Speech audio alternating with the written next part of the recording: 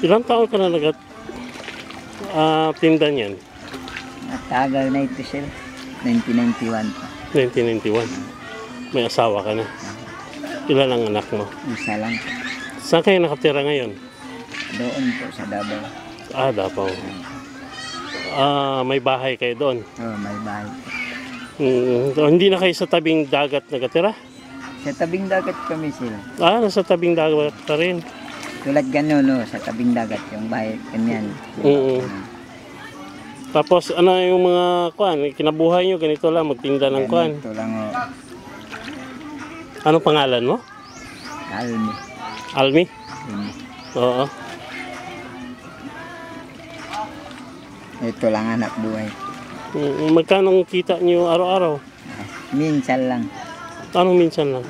Minsan wala. Tapos, depende sa customer lang siya. Pag meron customer bili, meron benta. Pag wala, walang benta.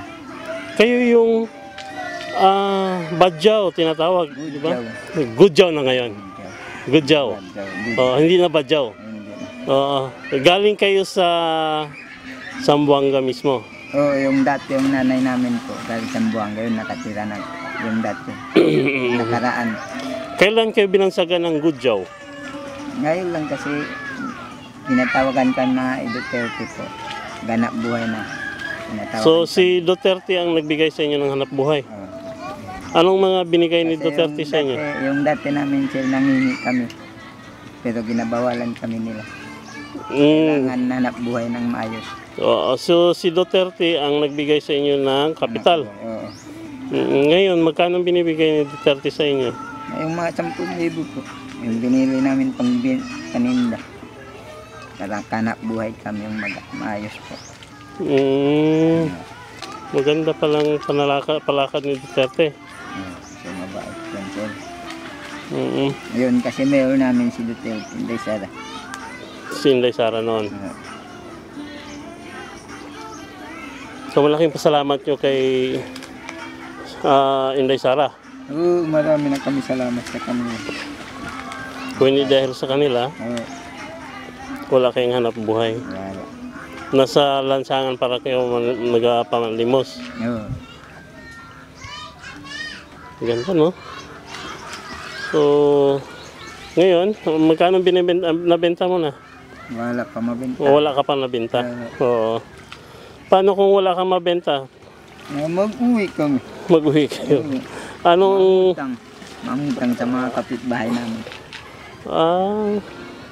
Pag bukas balik din magbebenta. Pag may benta, magbayad naman. Magbayad na din. Ganun lang sa amin. Tapos yung mga produkto nyo, saan nyo kinukuha? Saan po? Itong mga binibenta nyo? Galing Zamboanga yan. Galing Zamboanga. Hindi kayo mismo ang gumawa yan? Kami lang po yung mga kapitbahay nang po, yung tribo namin mga Gudyaw doon sa Zamboanga. Yung mga kilala namin. Sila yung nagagawa? Oo, yan nagagawa. Nagsisid sila doon. Bakit kayo nakaabot dito sa Davao? Kasi dito na ako pinanganak. Dito ka nang pinanganak yung nanay, tatay ko doon sila may bahay. Yung sa Zamboanga. Pero dito na sila. Hindi ka na nakauwi ng Zamboanga? Hindi. Dito lang. Ayaw mo na mag-uwi doon? Hindi na, dito lang kami. Bakit ayaw mo na mag-uwi doon? Hindi, wala lang. Dito lang kasi maganda panganap buhay dito. Dahil tahimik. Walang nagagulo sa inyo dito. Wala. Pero mga babae dito lahat. Marami kayo dito sa Davao? Marami. Sa isang community, sama-sama kayo? Isa-isa. Iba-ibang community. Iba-ibang community din. Hindi kayo isang sama-sama talaga? Hindi. Ito pareho lang kami mga Gudyaw. Pero ibang-ibang community lang. Gudyaw ha? Gudyaw kami. Tinatawag sa amin Gudyaw. Oo.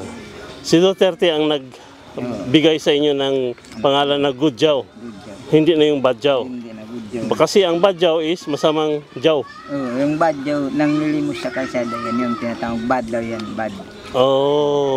Bad yan. Tapos ngayon, Gudyaw na naghahanap buhay na sa nagatinda. Ayun. Ayos. Tapos itong bangka nyo, sino nagbigay nito? Sila din lahat, kapital namin. Si Juan din, Duterte din. Kaya binigyan kami pera tapos ginawan namin mga bangka.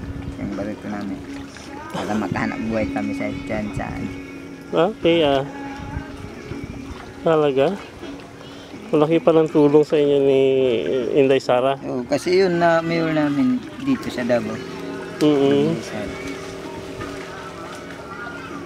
Kasi mabait yan, magtutulungan yan sa mga yung sa mahirap. Binigyan nila na buhay. Talaga. Okay, maraming salamat. Salamat din. Okay.